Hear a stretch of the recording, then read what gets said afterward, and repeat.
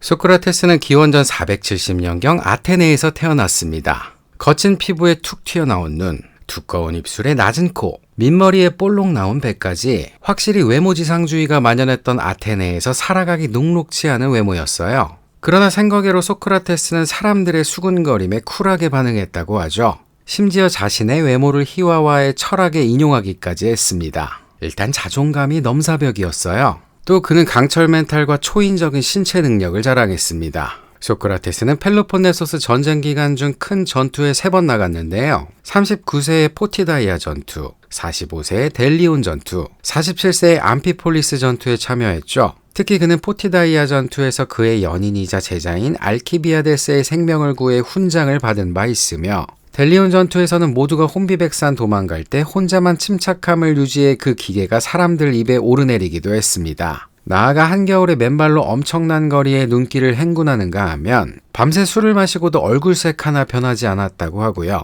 특정 생각에 빠지면 짧게는 한나절, 길게는 밤새도록 한자리에 서 있는 버릇이 있었다고 하죠. 누군가 자신이 모르는 것을 알고 있으면 그 사실을 알려줄 때까지 애걸하는 등 그는 강인한 체력을 바탕으로 미친 집요함을 자랑한 사람이었습니다. 또 소크라테스 하면 악처 크산티페를 빼놓을 수가 없어요. 그러나 소크라테스를 직접 만난 제자 플라톤과 크세노폰의 글에는 크산티페가 악처라고 할 정도의 뉘앙스는 딱히 보이지 않습니다. 오히려 소크라테스가 사형을 당하는 날 크산티페가 슬퍼서 오열했다는 이야기가 적혀있죠. 다만 소크라테스 사망 600년 뒤인 기원 후 3세기 그리스 전기작가 디오게네스 라에르티오스의 기록에 따르면 크산티페가 소크라테스에게 하루 종일 잔소리를 하다가 성이 차지 않으면 남들이 보는 앞에서 물을 퍼붓기까지 했다고 해요. 그러자 소크라테스는 태연히 이렇게 말했다고 합니다. 천둥이 친 다음에는 언제나 비가 내리는 법이지. 여기에 실제 소크라테스가 돈은 벌지 않고 남루한 옷 하나만 걸친 채 하루 종일 대화나 하고 다녔으니 크산티페가 악처가 되지 않고는 못 베겼을 거라는 훗날의 추론이 더해졌다고 볼 수 있죠.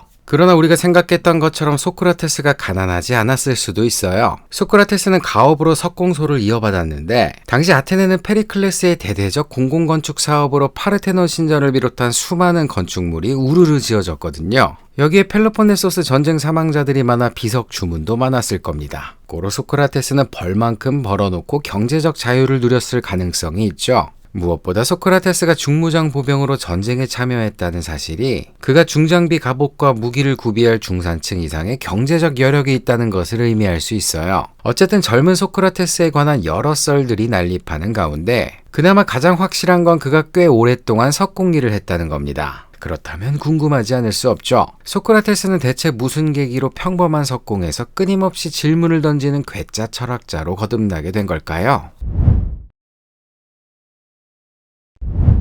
아테네인들에게 델포이는 국가적 성지였습니다. 아테네에서 서북쪽으로 180km 정도 떨어져 있는 델포이에는 아폴론 신을 모시는 신전이 있었는데요. 아테네인들은 국가의 대사 혹은 개인적으로 궁금한 사항이 있을 때 델포이를 찾아가 신탁을 받곤 했죠. 하루는 소크라테스의 친구 카이레폰이 델포이 신전에 들렀다가 아폴론 사제에게 신탁을 하나 청했습니다. 바로 그리스의 소크라테스보다 더 지혜로운 사람이 있냐는 질문이었죠. 그러자 사제는 그 즉시 없다 라는 답을 내놔요. 친구에게 이 소식을 전해들은 소크라테스는 깜짝 놀랐습니다. 그 전까지 자신은 아무런 지혜도 없다고 철석같이 믿어왔거든요. 충격을 받은 그는 서둘러 밖으로 나가 정말 그 신탁이 맞는지 시험해보기로 합니다. 바로 자신보다 지혜로운 사람들을 하나하나 찾아가는 거죠. 소크라테스는 아테네에서 지혜롭다고 소문난 사람들, 이를테면 정치가, 시인, 장인들을 찾아가 대화를 청했습니다. 그리고 온갖 곳을 돌아다니며 데이터를 모아본 결과 정말 신탁대로 자기가 가장 지혜롭다는 사실을 알아버리고 말아요.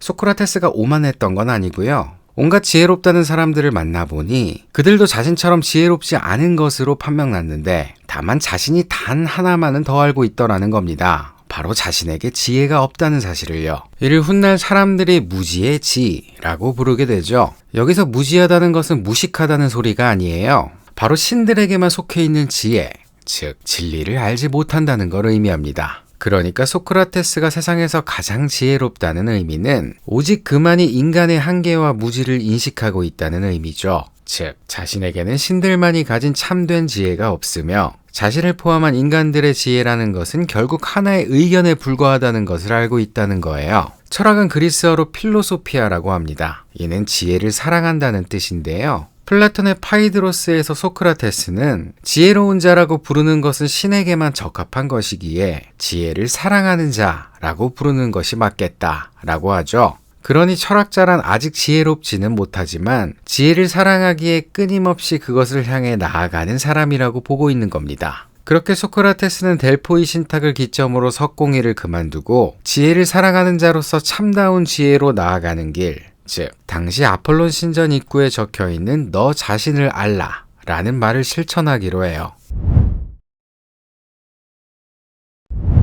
기원전 5세기 소크라테스가 살던 당시 아테네는 페르시아 전쟁 승리 이후 경제적 번영과 함께 민주주의력이 최고조에 이른 상태였습니다. 이 말인즉 민주주의에 꽂힌 토론에서 실력 발휘할 수 있는 말솜씨가 사회적 인정으로 직결되었다는 의미겠죠. 사회적 가치가 높게 평가되는 곳에는 돈과 인재가 몰리는 법. 덕분에 웅변술과 변론술을 가르치는 소피스트들은 짭짤한 수입을 올릴 수 있었습니다. 소피스트들은 사람마다 감각하는 것이 다르기에 진리 또한 사람마다 다르다고 주장했어요. 대표적 소피스트인 프로타고라스가 인간은 만물의 척도다 라는 말을 남겼던 것처럼요. 이러한 상대주의를 바탕으로 소피스트들은 상반된 주장을 하는 어느 편에서도 반드시 이길 수 있는 변론술을 가르쳤는데요. 상대주의자들은 상황과 사람에 따라 유연하게 논거를 댈 수 있었기에 참 거짓 여부와 관계없이 모든 주장을 논박할 수 있었습니다. 또 상대주의자로서 소피스트는 어떤 입장을 갖고 있든 개인 맞춤형 교육이 가능하니 다양한 고객을 모집할 수 있다는 마케팅적 장점도 있었죠.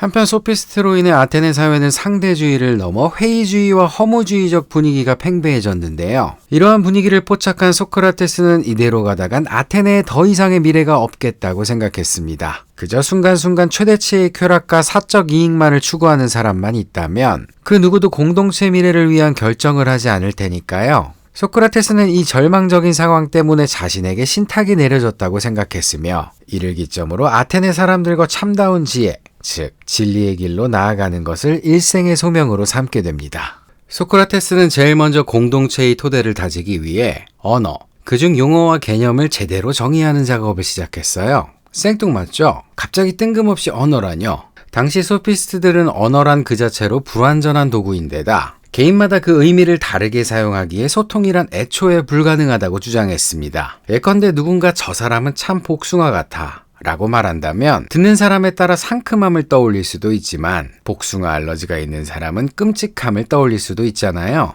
말하는 이는 자기 생각을 온전히 언어에 담아낼 수 없으며 듣는 이 또한 그것을 말하는 이의 의도대로 들을 수가 없습니다. 이처럼 언어마저도 소피스트들에게는 상대적인 것이기에 인간은 객관적 참 거짓을 판별할 능력이 없으며 사물의 참된 실제나 절대적 진리도 주장할 수 없죠. 그렇기에 소피스트에게 중요한 것은 오로지 그럴듯하게 남을 설득하는 것밖에 없게 돼요. 그러나 소크라테스는 이러한 상대주의적 언어관이 아테네 시민들을 도덕적으로 타락시킨다고 봤습니다. 아테네 사람들은 돈과 권력, 인기만 얻을 수만 있다면 상황에 따라 일관성 없는 주장을 할 수 있다고 생각했거든요. 소크라테스는 아테네에 횡행하는 이런 분위기가 무지에 기인한 것이라고 분석했죠. 무지하기 때문에 명료하지 않은 관념을 혼동된 용어와 개념에 담아내고 이 혼란스럽고 모호한 개념으로 공허한 사유를 하니 아무렇지 않게 궤변을 늘어놓게 된다는 겁니다. 고로 소크라테스는 이 허술한 언어 위에 서 있는 아테네를 언제 무너질지 모르는 부실한 사회로 바라봤어요.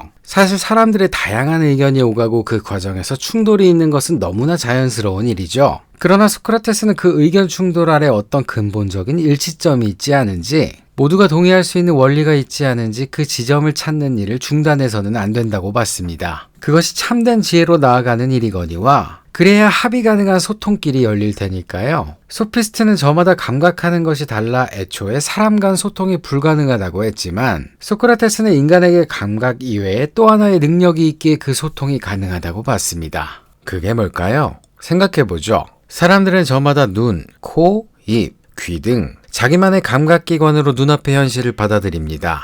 이를 두고 우리는 무언가를 경험한다고 말해요. 이 경험은 또한 자신을 둘러싼 환경 및 사회 관습과 버무려져 특정 의견을 만들어내죠. 그런데 나의 경험으로만 만들어진 이 의견은 누구에게나 적용 가능한 객관적인 것이 아닙니다. 아무래도 사람마다 주어진 감각과 현실이 다르니까요. 그래서 보편타당하고 객관적 요소가 개입하지 않은 의견은 편견이자 선입견이 될 공산이 크죠. 그리고 이 편견과 선입견이 유통되는 공론장은 그만큼 건강하지 않은 장이 됩니다. 고로 경험의 한계를 넘어 보편타당한 것에 접근하는 능력이 인간에게 없다면 소피스트의 주장대로 소통은 불가능할 거예요. 그러나 반대로 그러한 능력이 있다면 객관적 소통이 가능하겠죠. 소크라테스는 인간에게 그러한 능력이 있다고 믿었습니다. 그 능력이 바로 이성이죠. 이성을 통해 인간은 나의 사적 관심을 배제한 채 어떤 대상의 객관적 본질을 드러낼 수 있다는 거예요. 그리고 그 규명한 본질을 개념과 용어에 담아 다른 이들과 공유할 수가 있다는 겁니다. 이것이 소크라테스가 이성을 사용해 용어와 개념을 제대로 정의하려고 한 이유죠. 그리고 객관적 용어와 개념을 정의하는 데 있어 선행되어야 할 것은 무엇보다 나는 아무것도 모른다는 것을 아는 거예요. 그래야 나의 편견을 개원해 객관적 개념을 형성해 나갈 수 있으며 그 무지의 지점에 이르러서야 비로소 제대로 된 알미 시작되기 때문입니다. 소크라테스는 이 제대로 된 알미 시작되면 더불어 그걸 행할 수 있다고 생각했어요. 예컨대 용기라는 개념을 제대로 알면 용기 있는 행동을 할 수 있다는 건데요. 그런데 조금만 생각해보면 우리는 무언가를 안다고 해서 꼭 그걸 행하는 건 아니라는 걸 알죠. 윤리를 가르치는 교사가 꼭 성인 군자는 아니며 흡연자는 흡연을 하면 건강에 해롭다는 것을 알지만 금연을 하지 못합니다. 또 많은 다이어터들이 야식을 먹으면 안 된다는 걸 알지만 끝내 그 유혹을 이겨내지 못하고요. 그러니 아무래도 암과 실천은 별개의 영역으로 보여요. 그러나 소크라테스는 제대로 알게 되면 행하지 않을 수 없다고 말했습니다. 다만 여기서 한다는 것은 노하우나 이론이 아닌 실천적 알을 말하죠. 소크라테스에게 제대로 된 알은 노력을 동반하지 않아도 그 알을 실천할 수밖에 없는 거예요. 예컨대 두발 자전거를 탈 줄 아는 사람은 일부러 의도하지 않는 이상 넘어지지 않게 되고요. 수영을 할 줄 아는 사람은 물에 가라앉지 않게 되죠. 또 흡연으로 죽음의 문턱을 다녀온 사람은 담배를 피우고 싶은 마음 자체가 안 듭니다. 이처럼 소크라테스는 제대로 된 알은 아예 노력 자체를 필요로 하지 않는다고 말했어요. 참된 알은 보편적 본질을 이해하는 것에 더해 실천적 요소까지 포함하고 있기 때문입니다. 그러니 어떤 사람이 범죄가 나쁘다는 걸 알고도 범죄를 저질렀다면 소크라테스에게 그는 그 자체로 나쁜 사람이 아니라 범죄가 나쁘다는 걸 제대로 알지 못한 사람일 뿐인 거죠. 즉, 소크라테스는 많은 이들이 쾌락이나 유혹에 빠지는 것을 의지의 문제가 아니라 무지의 문제로 봤어요. 결국 소크라테스가 아무것도 모르는 자라는 정체성을 구축해 누구나 인정할 만한 보편적 개념을 정초하고자 한 이유는 실천으로 나아가기 위함이었다고 볼 수 있습니다. 그럼 이쯤에서 궁금하지 않을 수 없죠. 소크라테스는 수많은 개념 중 궁극적으로 어떤 개념을 알고자 했을까요? 바로 덕이죠. 소크라테스는 궁극적으로 덕을 알아야 한다고 주장했습니다. 덕은 그리스어 아레테를 번역한 말인데요. 사실 덕으로는 아레테에 담긴 의미를 모두 담아낼 수 없죠. 아레테를 굳이 풀어서 설명하면 모든 사물의 훌륭한 상태나 좋은 상태를 말합니다. 가령 눈을 잘 보이게 해주는 것이 안경의 아레테고요.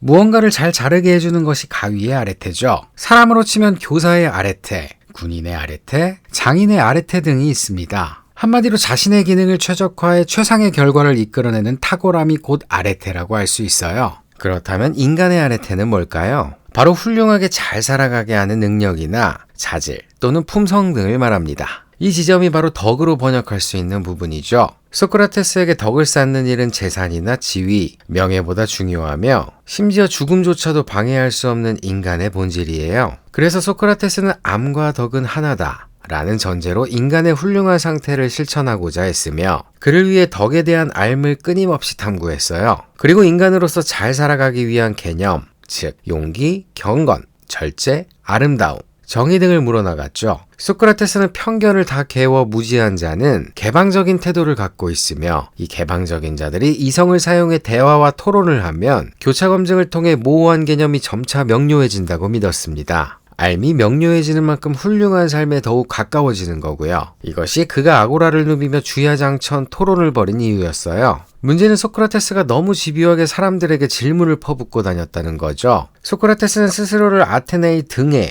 즉 쇠파리라고 칭했는데요. 달리는 말을 물어뜯어 잠들지 못하게 만드는 쇠파리처럼 아테네 사람들을 끊임없이 귀찮게 하겠다는 각오였습니다. 그것만이 편견과 궤변으로 가득한 아테네의 제대로 된 인식 근거를 형성할 길이라고 생각했기 때문이에요. 그러나 이 소명의식은 추후 소크라테스를 사형으로 이끄는 원인 중 하나가 되고 맙니다. 소크라테스는 캐묻지 않는 삶은 가치가 없다 라고 말했습니다. 즉, 인간의 좋은 상태, 훌륭한 상태인 덕이 무엇인지 캐물으며 나는 지금 훌륭하게 살고 있는가에 대한 명징한 답을 얻으려고 하는 삶만이 가치가 있다는 거죠. 그래서 소크라테스는 아테네인들과 함께 덕에 관한 모든 개념을 검토하고자 했어요. 특히 그는 대화 상대자가 가장 자신 있어 하는 분야, 즉 그의 직업에 관한 개념을 묻고 다녔습니다. 가령 종교인에게 경건을 묻고 군인에게 용기에 관해 묻는 것이죠. 이러한 소크라테스의 대화 방식을 문답법이라고 해요. 소크라테스의 문답법에는 두 가지 기능이 탑재되어 있습니다. 하나는 논박술, 다른 하나는 산파술이죠. 먼저 논박술은 상대방의 주장에서 모순을 이끌어내 반박을 하는 기법인데요. 가령 소크라테스는 상대방에게 그들이 가장 자신 있어 하는 주제인 정의, 경건, 우정, 용기와 같은 개념에 대해 정의를 내려달라고 요청합니다. 그러면 그들이 나름의 어떤 답을 내놓겠죠. 그럼 그 답을 받은 소크라테스는 내려진 정의에서 모순을 발견한 후 상대방에게 돌려줘 모순을 제거한 정의를 다시 내려달라고 해요. 이 과정을 계속 반복하면서 개념의 모순을 줄여나가는 것이 소크라테스 논박술의 핵심입니다. 생각해보면 어떤 개념을 정의한다는 것은 정의된 대상의 한계를 정한다는 걸 의미하죠. 다른 대상과의 연속성을 과감히 잘라버리고 정의된 대상을 전혀 다른 무언가로 구별한다는 것을 의미하는데요. 가령 자르는 도구로서 가위는 다른 자르는 도구인 칼과 전혀 다른 것으로 구별된다는 겁니다. 가위가 되는 어떤 본질만을 남기고 나머지 속성들을 전부 도려냈기 때문이죠. 이를 추상화라고 해요. 그리고 이 추상화 작업을 통해 얻어진 정신적 관념을 우리는 개념이라고 부르는 겁니다. 우리가 소통을 위해 나누는 개념은 모두 이런 추상화 작업을 거친 것이며 나아가 철학은 이런 고도의 추상화 작업을 요하는 활동이라고 할 수 있어요. 그런 의미에서 소크라테스 이전 철학자들 역시 추상화를 통해 자신만의 개념 세계를 구축해왔죠. 그러나 대부분 은둔현자였거나 교주였던 그들은 모두 자기 혼자서만 개념을 운용했어요. 그러나 소크라테스는 정의 물음과 문답법을 통해 개념들을 사람들과 합의 가능한 곳까지 끌어올리고자 했습니다. 가령 플라톤의 대화편 에우티프론에서 소크라테스는 경건이라는 개념을 두고 논박술을 펼쳐 개념에 붙어있는 모순을 줄여나가고자 했는데요. 그 과정을 한번 살펴보죠. 에우티프론은 자신의 아버지를 법정에 살인죄로 고발하러 가던 중 소크라테스를 만납니다. 그는 종교인인 자신이 경건과 불경에 관해서는 누구보다 많은 것을 알고 있다고 자부하는 사람이었어요.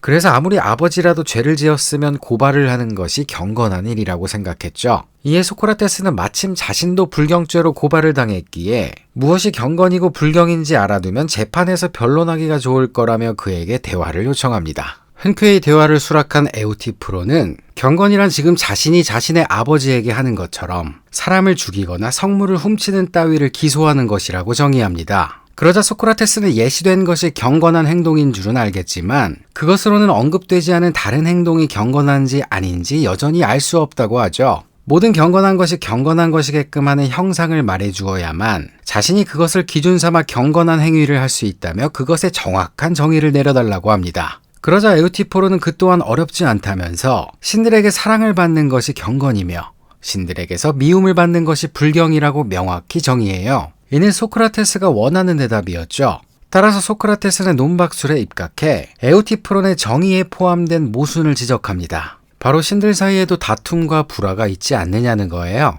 에우티프론이 그렇다고 하자 소크라테스는 그렇다면 그들 사이에 무엇을 사랑하고 미워하는지의 기준이 다르기 때문에 그 다툼이 생기는 것이 아니냐고 묻죠. 에우티프론은 그 또한 그렇다고 합니다. 소크라테스는 그렇게 되면 같은 경건한 행동을 하더라도 어떤 신들에게는 사랑을 받지만 다른 어떤 신들에게는 미움을 받을 수 있다고 하죠. 다시 말해 경건이 신들에게 사랑받는 것이라고 정의한다면 동일한 행동이 경건한 것이면서 불경한 행동이 될 수 있다는 겁니다. 모순이에요. 또 다른 예를 보겠습니다. 소크라테스는 크리토빌로스라는 사람에게 아름다움이 인간, 말, 황소, 방패, 칼, 창 등에서 발견된다면 이 모든 사물들이 서로 다른 것들인데 어떻게 모두 아름답다고 할 수 있느냐고 물어요. 그러자 크리토빌로스는 아름다움의 기준이 기능에 있다고 대답하죠. 그러자 소크라테스는 이렇게 말합니다.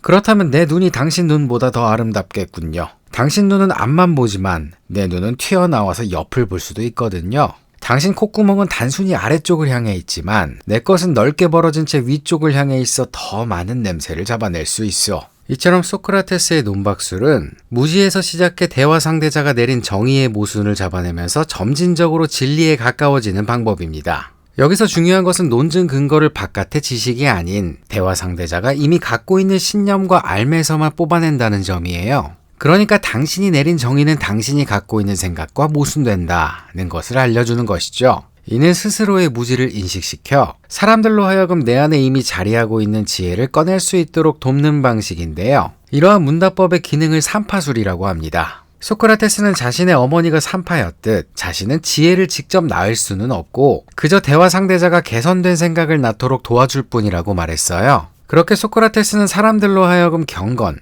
절제, 용기, 정의 등에 관해 갖고 있는 편견을 버림으로써 점차 모순이 적은 개념으로 나아갈 수 있도록 돕고자 했습니다. 그럼 사람들이 그 나아간 만큼의 훌륭한 삶을 살 수 있게 된다고 생각했죠. 이 일련의 과정을 소크라테스는 자신의 영혼을 돌보는 일이라고 표현했어요.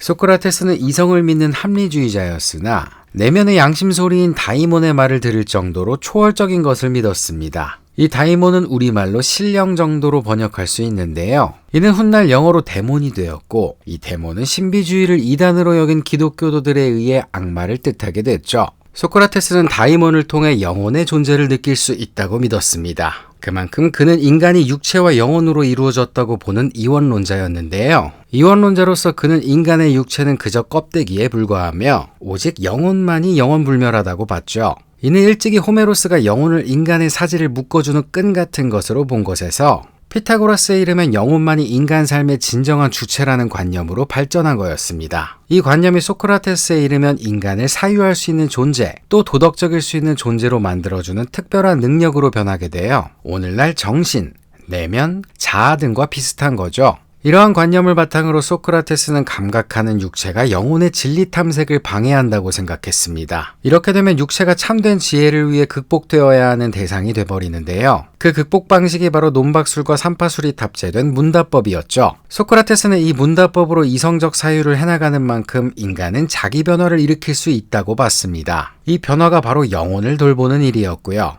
고로 소크라테스는 껍데기일 뿐인 육체의 안녕이나 쾌락에 몰두할 게 아니라 인간의 본체이자 주인인 영혼이 탁월해지도록 돌보는 일이 가치 있는 삶이라고 여겼습니다. 실제로 소크라테스는 잘 돌본 영혼의 힘으로 육체를 완벽히 제어하려고 했어요. 맨발의 눈길 행군이나 술에 취하지 않는 기인의 면모도 이러한 맥락에서 나온 거였고요. 남루한 옷 하나로 자족하는 삶을 살았던 것이나 당대의 미남 알키비아데스의 성적 유혹에도 눈 하나 깜빡하지 않았던 것 또한 소크라테스가 영혼의 힘으로 육체를 제어한 사례였죠. 무엇보다 소크라테스가 영혼을 잘 돌봤다는 증거는 그가 죽음의 순간에서조차 초연한 모습을 보였다는 거였습니다.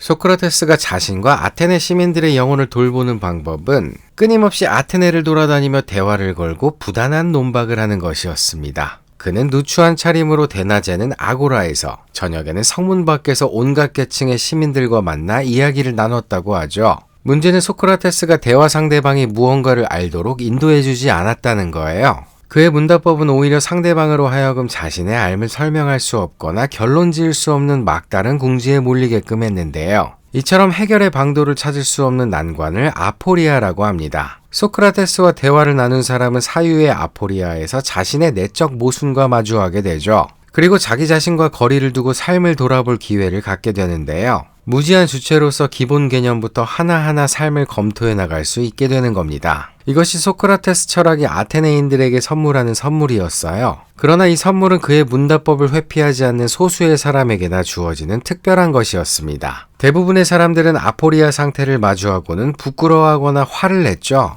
특히 자기가 전문가라고 생각했던 사람들은 자신의 생각이 모순이라는 사실을 받아들이기가 힘들었을 거예요. 그러다 보니 이들은 문제를 자신에게 돌리기보다 소크라테스에게로 돌렸는데요. 그들은 소크라테스가 유도신문을 해 자신을 함정에 빠뜨렸다고 생각했습니다. 사실 그들의 말이 틀린 것만은 아니었던 것이 소크라테스가 하는 질문들이란 대개 정의, 용기, 절제, 아름다움 등 지금도 그 보편적 정의를 내리기 힘든 추상적 개념들이죠. 그에 대한 완벽한 정의를 내리지 못했다고 무지하다고 하는 건 아무래도 너무한 부분이 있어요. 거기에다가 일단 물고 늘어지면 미친 체력을 바탕으로 상대방을 그로기 상태까지 몰아넣으니 한 번이라도 소크라테스의 문답법에 당해본 사람은 그의 이름만 들어도 치를 떨 수밖에 없었습니다. 그러나 또 한편 소크라테스가 한 주제를 끝까지 붙들고 사유하려고 했던 것은 지혜를 사랑하는 이가 발휘하는 정신적 힘이기도 했죠. 만약 난해한 질문에 대한 답을 이성이 아닌 신에 대한 믿음으로 귀결시키면 종교의 영역으로, 알지 못할 것을 알지 못하는 것으로 두면 과학적 사고로 가버릴 것입니다. 그러나 철학적 사고는 어떤 문제에 대한 명확한 해답을 내렸을 때가 아니라 오히려 사유의 막다른 길, 즉 심오한 아포리아에 이르렀을 때 그 진가를 발휘하는 법이죠. 소크라테스는 철학이 아니라 철학함을 실천한 인물로 이성적 대화로 자신의 삶을 하나하나 검토하면서 더 나은 곳으로 나아가는 그 과정에 방점을 둔 인물이었습니다. 한편 소크라테스가 진리로 나아가기 위한 문답법 활동을 할 당시 아테네 공론장은 급격히 그 빛을 잃어가고 있었어요. 소피스트의 가르침에 따라 소송에서 남을 이겨 재물을 획득하려는 의지, 그리고 민회에서 정적들을 제거하려는 증오만이 광장을 가득 채우고 있었거든요. 이는 얼마 안가 반지성주의라는 거대한 해일이 되어 아테네를 덮치게 되죠. 이 반지성주의가 폭발한 사건이 바로 기원전 407년 아르기누사의 전투였습니다. 이 전투에서 아테네는 스파르타의 승리를 했음에도 뒤수습을 제대로 하지 않았다는 이유로 6명의 승전 장군을 법정에 회부했죠. 한편 이 사건이 법정에 넘어가기 위해서는 먼저 500인 평의회의 승인을 거쳐야 했는데 마침 소크라테스가 이때 평의원에 속해 있었어요. 다른 평의원들은 성난 시민들의 협박에 못 이겨 모두 재판 한 건을 승인했지만 노빠꾸 소크라테스만이 생명의 위협에도 반대표를 던졌죠. 그러나 그의 노력이 무색하게도 승전 장군들은 결국 시민 재판에 의해 사형을 당하고 맙니다. 이에 아테네는 더 이상 전쟁을 치를 장군이 없어 펠로폰네소스 전쟁에서 스파르타의 최종 패배를 당하고 말죠. 그렇게 기원전 404년 펠로폰네소스 전쟁이 끝나자 아테네에는 민주정이 사라지고 친스파르타 귀족적인 과두 정치가 실시되었습니다. 이제 국가의 중요한 모든 결정은 민주시민이 아닌 30인 참주가 내리게 되죠. 이 30인 참주를 이끄는 자는 플라톤 어머니의 사촌이자 한때 소크라테스의 제자였던 크리티아스였어요. 크리티아스를 비롯한 30인 참주는 정권을 잡자마자 공포정치를 실시했는데 민주파 시민 1500명을 살해하고 수많은 사람을 추방시켰습니다. 그러나 이후 추방되었던 민주파 사람들이 돌아와 폭정에 힘들어하던 아테네 시민들과 합세해 30인 참주를 몰아내고 정권을 다시 장악했어요. 소크라테스 제자이자 참주의 리더 크리티아스도 이때 사망했죠. 한편 다른 전쟁을 치르느라 정신이 없던 스파르타는 어차피 이빨 빠진 호랑이에는 관심이 없던 터라 새로 들어선 민주파 정부를 별 거부감 없이 승인했습니다. 그렇게 1년 만에 민주정이 부활했죠. 그러나 이때의 민주정은 전성기 때의 그 민주정이 아니었어요. 당시 민회에는 공동선이 아니라 아테네를 몰락시킨 인물을 어떻게든 내세워 단죄하려는 의지만이 가득 차 있었거든요. 이러한 엄혹한 분위기에서 소크라테스는 물질주의와 증오정치가 아닌 더 나은 영혼을 만드는 일에 집중해야 한다며 문답법을 이어나갔던 겁니다. 이 과정에서 아테네 민주정에 대한 비판을 가하기도 했고요. 한편 이제 이르를 바라보고 있는 소크라테스는 그간 아테네에서 영향력이 커져 안티도 많았지만 젊은이들을 중심으로 엄청난 팬덤이 생겨났습니다. 소크라테스를 따르는 청년들은 그의 논박술에 반해 끊임없이 무엇은 무엇인가를 물으며 다녔죠. 이는 기존 체제에 대한 의심과 되물음을 담고 있었기에 당연히 기득권층의 심기를 건드릴 수밖에 없었어요. 그렇게 소크라테스는 날이 갈수록 민주파 정치인들의 눈엣 가시가 되었고 무엇보다 그가 30인 참주의 리더 크리티아스와 펠로폰네소스 전쟁 당시 아테네를 배신해 큰 피해를 안겼던 알키비아데스의 스승이었기에 결국 반체제 인사로 찍혀 기원전 399년 법정 소환을 당하게 됩니다.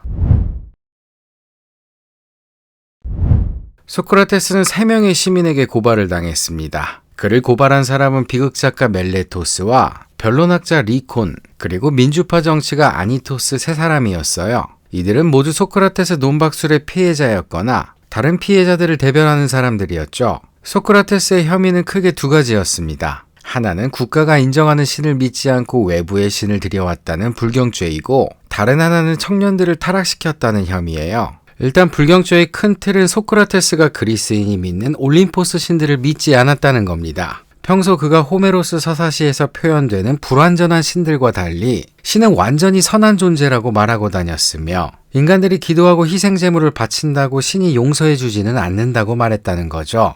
여기에 소크라테스가 새로운 신격인 다이몬을 외부에서 들여온 데다 지하의 일이나 천상의 일을 탐구했다고 하니 이를 토대로 고발인들은 소크라테스가 다른 신을 믿는 사람이라거나 무신론자라고 주장을 했던 겁니다.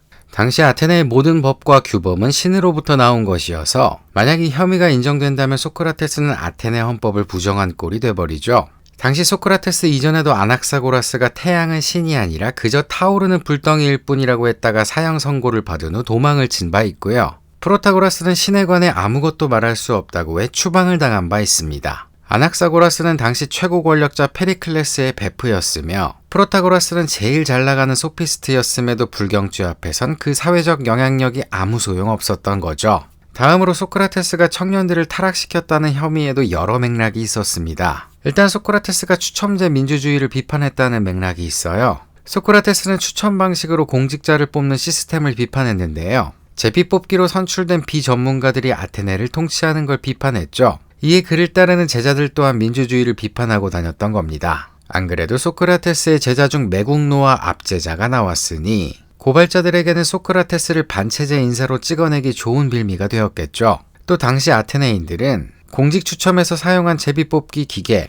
클레로테리온을 신들이 인도한다고 생각했기 때문에 자연히 불경죄와도 연결이 되었습니다. 다음으로 그는 젊은이들에게 부도덕한 내용을 가르친다는 혐의도 받았어요. 예컨대 젊은이들로 하여금 논박술로 부모의 무지를 지적하게 하고 지혜 있는 자를 아버지보다 더 존중해야 한다고 말했다는 건데요. 이는 아테네의 절대적이었던 가부장의 권위를 무시한 행위였습니다. 이 혐의는 사실 소크라테스가 40대였을 때 그리스 최고의 희극작가 아리스토파네스가 쓴 구름에서 비롯된 편견이었어요. 작품 내용인즉 막대한 빚을 진 가난한 농부가 아들을 소크라테스에게 보내 변론술을 배우게 했습니다. 아들은 변론술을 배워 채권자들과의 소송에서 승리하지만 이후 벌어진 부자간 다툼 때 그 변론술을 사용해 아버지를 공격하죠. 아버지가 저를 때리신 것도 다 사랑해서 그러셨던 거죠. 아버지가 그렇다고 하자 아들은 저도 아버지를 사랑하니까 때리는 겁니다 라며 아버지를 팼어요. 이에 아버지는 내 이놈의 소피스트를 용서하지 않겠다며 소크라테스의 집에 불을 지릅니다. 여기서 포인트는 아버지가 소크라테스를 소피스트라고 부른 부분이에요. 당시 아테네인들은 소크라테스와 궤변과 소피스트를 구분하지 않았죠. 아무리 소크라테스가 소피스트 비판을 일삼았다고 해도 일단 말 잘하는 놈들은 죄다 소피스트로 치부됐던 겁니다.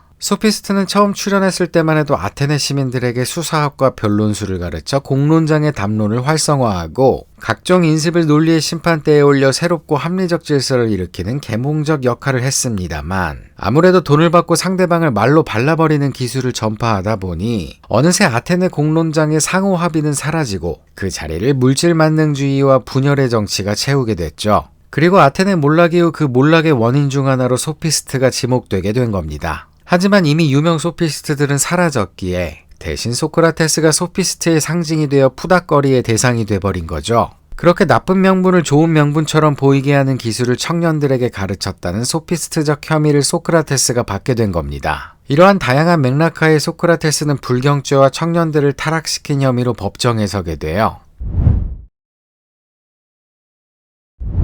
자, 이제 세계사적으로 가장 유명한 재판 중 하나인 소크라테스 재판을 보겠습니다. 재판은 1, 2차 두 번에 걸쳐 진행됐는데요. 먼저 1차 재판에서 고발인들이 고발 이유를 밝히면 여기에 소크라테스가 자기 변론으로 방어를 하게 됩니다. 이 고발과 변론이 끝나면 그를 바탕으로 아테네 각 부족에서 뽑혀온 501명의 배심원이 무죄인지 유죄인지를 판결하게 돼요. 만약 여기서 투표로 유죄가 결정되면 형량을 정하는 2차 재판이 시작되는 거죠.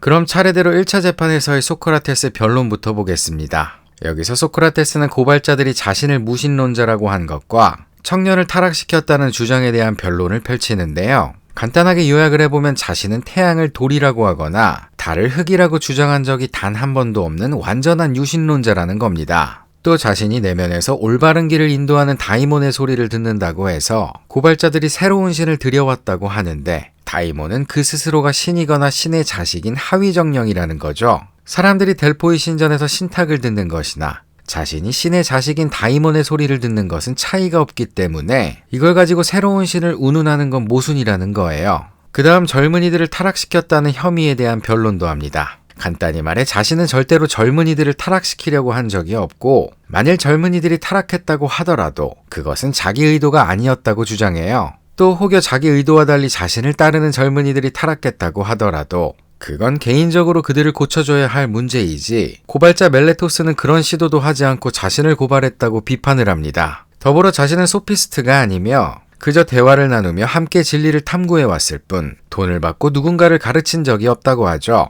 또 그럴 만한 지식도 없다고 해요. 이는 사실이었습니다. 소크라테스는 질문만 하고 다녔지 어떠한 지식도 가르친 적이 없거든요. 소크라테스는 이렇게 고발 내용에 관한 방어 변론을 하고 한편으로는 자신이 고발당한 진짜 이유를 밝히기도 합니다. 바로 자신이 무언가를 알고 있는 것처럼 여겨지는 사람들에게 다가가 문답법으로 그들의 무지를 드러냈기 때문에 그들이 화가 났다는 것이죠. 그러나 자신이 문답법을 통해 무지를 자각하게 하는 것은 델포이 신탁에 따르는 길이기에 자신은 배심원보다 신에게 복종할 거라고 말합니다. 즉, 목숨이 붙어있는 한 문답법을 멈추는 일은 없을 거라는 거죠. 또 자신은 배심원들에게 동정을 구할 일도 없을 테니 법과 진실에 따라 판단을 하라고 말합니다. 아무래도 이러한 말들이 배심원들을 화나게 한 것 같아요. 변론이 끝난 후 유무죄를 가르는 투표에서 유죄 281표, 무죄 220표로 1차 재판에서 최종 유죄 선고를 받게 됩니다. 그래도 이때까지는 근사의 표차였기에 소크라테스의 사형 판결 확률이 그리 높지는 않았어요. 문제는 형량을 정하는 2차 재판에서 발생합니다. 2차 재판에서는 원고와 피고가 각각 형량을 제시하면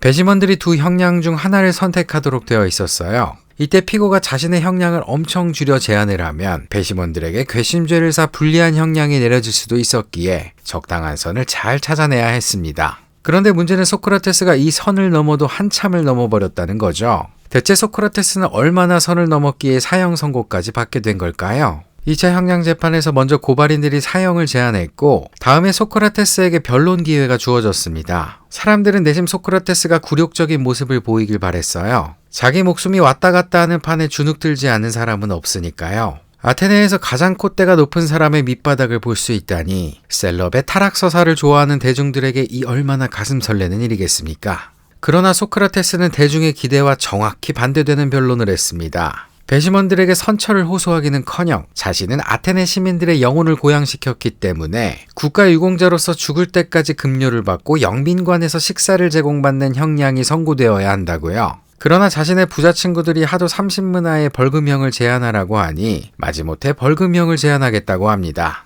이러한 소크라테스의 태도는 배심원들의 심기를 건드려도 제대로 건드렸습니다. 이 변론으로 표차는 더욱 벌어져 360대 141이라는 압도적인 표차로 고발인들이 제안한 사형 판결이 확정되었거든요. 1차 재판에서 무죄의 표를 던진 사람들조차도 사형 쪽에 표를 던져버렸죠. 그렇게 사형이 결정된 이후 소크라테스의 3차 변론이 시작되었습니다. 원래 변론은 2차에서 끝나는 것이 일반적이나 이야기를 전하는 플라톤이 허구를 덧붙인 건지 아니면 소크라테스의 명성을 고려해 실제 그런 혜택이 주어졌는지는 모르겠습니다만 어쨌든 소크라테스는 먼저 사형 쪽에 투표한 사람들에게 그 다음 무죄나 벌금형에 투표를 한 사람들에게 차례로 연설을 했습니다. 먼저 사형 쪽에 투표한 사람들에게 이렇게 말했죠. 나의 사형이 집행된 후 곧 제게 내린 형벌보다 훨씬 무거운 형벌이 여러분을 기다리고 있을 겁니다. 여러분이 누군가를 죽임으로써 여러분의 올바르지 않는 삶을 꾸짖는 걸 막을 수 있다고 생각한다면 그건 오산이에요. 올바르게 살기 위해서는 남을 억누르는 것이 아니라 자신을 훌륭하게 다잡는 것이 중요하니까요. 사실 죽음을 피하는 것보다 악덕을 피하는 것이 훨씬 더 어렵습니다. 악덕은 죽음보다 더 빨리 걸음을 내딛기 때문이죠. 저는 늙어서 느린 죽음에 붙잡혔지만 젊고 방자한 멜레토스는 더욱 나쁜 악에 사로잡힐 것입니다.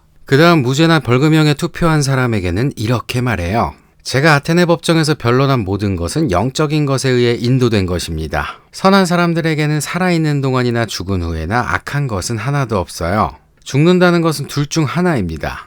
첫째, 죽음은 아무것도 아닌 것입니다. 죽은 자는 아무 감각도 갖지 않으니까요. 아무 감각 없이 그저 잠만 잔다면 이보다 큰 이익은 없겠죠. 살면서 그런 잠은 자기 힘들 겁니다. 둘째, 죽음은 일종의 변화로 영혼이 이 세계에서 다른 세계로 이동하는 것일 뿐입니다. 죽음이 이곳에서 먼 곳으로 떠나는 것이고 그곳에 죽은 사람들이 전부 있다면 오르페우스, 헤시오도스, 호메로스 같은 이들을 모두 그곳에서 만나 대화를 할 수 있겠죠. 그렇다면 저는 몇 번이라도 죽을 수 있습니다. 그리고 소크라테스는 다음과 같은 말로 변론을 마쳐요. 이제는 떠나야 할 시간입니다. 제게는 죽으러 떠날 시간이며 여러분에게는 살기 위해 떠날 시간입니다. 그러나 우리 중 어느 쪽이 더 나은 방향으로 가게 될지는 신을 제외하고 아무도 알 수 없습니다.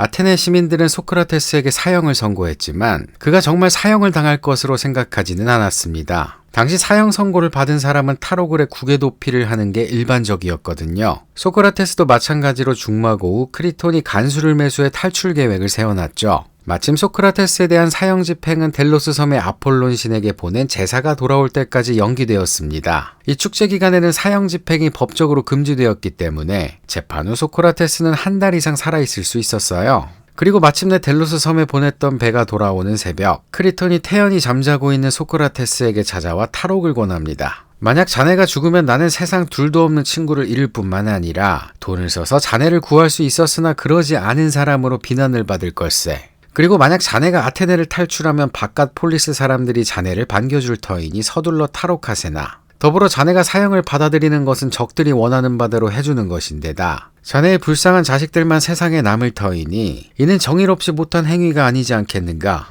이에 소크라테스가 답합니다. 왜 그리 무분별한 대중을 신경 쓰고 있는가. 나의 소중한 영혼을 다수의 시선에 가두게 된다면 삶은 가치가 없어질 걸세. 그러니 다수 사람이 고려할 만한 아이들의 양육이나 평판보다는 탈옥을 하는 것이 과연 정의로운 일인지나 따져보세나 라고 말하죠. 이후 소크라테스의 논변을 간단하게 살펴보면 이렇습니다. 한 개인에 의해 시민들이 합의해온 질서가 흔들리면 나라가 존속할 수 없을 것이네. 만약 국가의 판단이 정의롭지 못하다면 국가의 명령을 어기기보다 국가를 설득하는 것이 맞지 않겠는가. 그러나 나는 법정에서 무죄를 주장했으나 설득에 실패하고 유죄 판결을 받았지. 그동안 국가는 원하지 않은 이들에게 아테네를 떠나 다른 폴리스로 이주할 권리를 주었으나 나는 아테네를 떠나지 않고 혼인까지 하며 70여 년을 살아왔네. 아테네 사회가 만들어낸 합의에 만족하며 산 것이지. 또 공정한 절차로 진행된 법은 나에게 이미 추방형을 제시할 기회를 주었으나 나는 그 기회를 스스로 차지 않았는가. 그러니 나 자신도 동의해온 사회 질서를 탈옥을 함으로써 무너뜨리는 것은 정의로운 일이 아니네. 게다가 만약 탈옥을 해 다른 나라로 망명을 간다고 하더라도 이미 한 번 사회 질서를 무너뜨린 이를 누가 환영하겠는가. 또 나 스스로도 이미 정의를 저버렸기에 계속해서 철학을 이어나갈 수가 없을 걸세. 여기까지 소크라테스의 말을 들은 크리톤은 결국 설득하기를 그만둡니다. 그리고 이러한 소크라테스의 탈옥 거부에 대해서는 후대에 다양한 해석이 덧붙여지죠. 크게 두 가지 해석으로 나눠볼 수 있는데요. 하나는 앞서 본 것과 같이 여태 아테네의 법 체계를 인정하고 그것을 따라왔는데 자신에게 불리하게 적용됐다고 해서 법을 어길 수는 없다는 것입니다. 이는 누구에게나 법이 공평하게 적용되어야 그 효력이 인정된다는 법적 안정성을 위함이죠. 여기서 악법도 법이다 라는 말이 나왔다지만 실제 그런 말을 했다는 이야기는 기록되어 있지 않아요. 두 번째는 그야말로 끝까지 가기 위해서입니다. 중간중간 빠져나갈 구멍이 있었으나 소크라테스는 그 기회를 활용하지 않았어요. 그를 지켜보는 아테네 시민들은 당황스러웠습니다. 그렇게까지 되는 것을 원한 것은 아니었는데 상황이 자꾸 극단적으로 흘러갔기 때문이죠. 어떤 이들은 악법을 따라 자기 파괴에 이른 소크라테스의 이런 선택을 시민 불복종의 한 형태라고 보기도 해요. 한편 니체는 마치 소크라테스가 배심원들이 자신을 죽음에 이르게 하기를 유도한 것으로 봤는데 그런 점에서 소크라테스는 삶보다 죽음을 염원한 허무주의자이자 대카당이라고 비판했죠. 여하튼 소크라테스가 법적 안정성을 중시한 공동체주의자든 아니면 재판의 부당함을 죽음으로 증명한 시민 불복종자든 결론은 소크라테스가 감옥에서 죽음을 맞이하게 되었다는 것입니다. 이제 운명의 날이 밝았습니다. 간수가 독미나리가 든 잔을 가져오고 소크라테스는 친구와 제자들에게 둘러싸여 그 독을 마셨죠. 플라톤의 대화편 파이돈에 소크라테스가 독약을 마시고 죽는 과정이 묘사되어 있는데요. 소크라테스가 독약을 먹고 누운 상태로 몸이 굳어지다가 경련을 일으키면서 사망한 것으로 되어 있습니다. 그런데 독배를 마시기 전 소크라테스는 깜빡 잊었다는 듯 다음과 같은 말을 남겨요. 크리톤, 아스클레피오스에게 닭 한 마리를 빚졌네. 잊어버리지 말고 내 이름으로 꼭 갚아주게. 아스클레피오스는 의학의 신이죠. 당시 아테네에서는 병에 걸렸다 나으면 아스클레피오스에게 감사의 표시로 제물을 바치는 풍습이 있었습니다. 이 말에도 여러 해석이 있는데요. 하나는 독약을 먹고 죽음으로써 삶이라는 질병에서 해방되고 육체에 묶여있던 영혼이 해방되니 이 궁극적 치료를 해준 아스클레피오스에게 고맙다는 의미를 표현했다는 것이며 다른 하나는 실제로 병으로 고생하다가 나은 적이 있는데 아직 제물을 바치지 못했으니 그걸 갚아달라는 말 그대로의 의미라는 거죠. 어쨌든 그렇게 소크라테스는 기원전 399년 향년 70세로 죽음을 맞이하게 되었습니다. 철학자 야스퍼스는 소크라테스가 죽음을 초월해 있었기에 그의 죽음이 비극이 아니었다고 평가했어요. 또 그는 오늘날 소크라테스 없이는 철학을 할 수 없으며 그를 어떻게 체험하느냐에 따라 그 사람 사유의 근본 틀이 정해진다고 했죠. 확실히 소크라테스 이전과 이후 철학은 확연히 달라졌습니다. 소크라테스는 이전 자연 철학자들이 자연의 아르케를 찾으려고 하던 것을 인간의 아르케를 찾는 것으로 옮겨왔고요. 소피스트들이 해체해놓은 철학길을 다시 걸으면서 삶의 근본 문제들의 무엇인가라는 이성적 잣대를 들이댔죠. 그리고 훌륭한 삶을 살기 위한 개념들을 하나하나 정초해 나갔습니다. 이러한 소크라테스의 철학과 인생을 집대성한 문장이 바로 그대의 영혼을 돌보라 예요. 소크라테스가 툭 던진 이 한마디는 서양 철학사에 엄청난 파장을 불러일으켰습니다. 바로 그의 제자 플라톤이 소크라테스의 드라마틱한 삶과 그가 남긴 영혼이라는 개념을 이론적으로 정당화하기 위해 평생을 바친 덕분인데요. 그 결과 마침내 그는 어렵고 복잡하지만 독창적인 철학 체계를 세우게 되죠. 그리고 플라톤 이후의 철학은 그가 세운 체계 안에서 모든 논의가 이루어지게 됩니다. 이를 두고 화이트헤드가 서양 철학사를 플라톤의 각주라고 표현한 거죠. 그럼 다음 시간에는 플라톤이 어떤 철학의 판을 만들어 놨는지를 살펴보도록 하겠습니다. 내용이 유익하셨다면 좋아요와 구독 버튼을 눌러주세요. 감사합니다.